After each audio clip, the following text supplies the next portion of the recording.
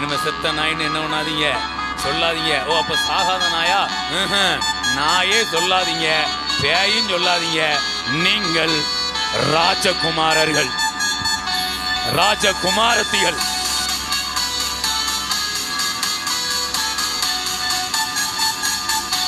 ராஜா சவுலின் வேலைக்காரனாகிய சீபாவை அழைப்பித்து அவனை நோக்கி, சவுலுக்கும் அவர் வீட்டார் எல்லாருக்கும் இருந்த யாவையும் உன் எஜமானுடைய குமாரனுக்கு கொடுத்தேன். ஆகையால் நீ உன் குமாரரையும் உன் வேலைக்காரரையும் கூட்டிக் கொண்டு உன் எஜமானுடைய குமாரன் புசிக்க அப்பம் உண்டாயிருக்கும்படி அந்த நிலத்தை பயிரிட்டு அதன் பலனை சேர்ப்பாயாக. நிலத்தையும் கொடுத்து நிலத்தை பண்படுறதுக்கு ஆட்களையும் என்ன பண்றாரு பாருங்களேன்.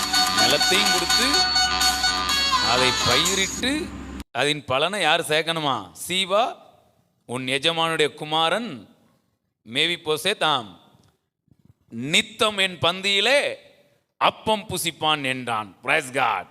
சீவாவுக்கு 15 குமாரரும் 20 வேலைக்காரரும் இருந்தார்கள். 11 சீபா ராஜாவை நோக்கி, ராஜாவாகிய என் ஆண்டவன் தமது அடியானுக்கு கட்டளையிட்டபடியெல்லாம் உமது அடியானாகிய நான் செய்வேன் என்றான்.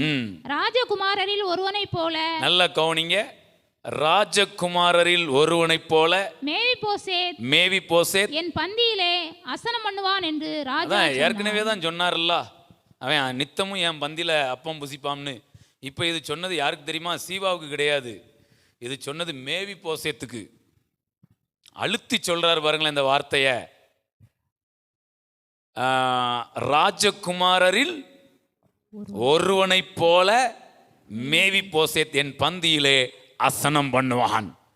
இப்ப மறுநாள் போய்கிட்டு மோங்குப்புற பொத்துன்னு விழுந்துக்கிட்டு செத்த நாயை போல இருக்கிற அப்படின்னா தாவீது என்ன சொல்லுவாரு? ஏய் செத்த நாய் நேத்து, இன்னைக்கு ராஜகுமாரன், உங்களை பார்த்து நான் சொல்றேன், இனிமே செத்த நாயின்னு என்ன பண்ணாதீங்க, சொல்லாதீங்க. ஓ அப்ப சாகாத நாயா?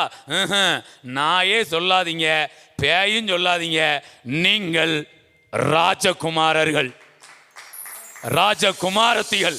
உங்க குடும்பங்களிலேயோ ஆமா செத்த நாயும் கிடையாது, சாகாத நாயும் கிடையாது, பேயும் கிடையாது.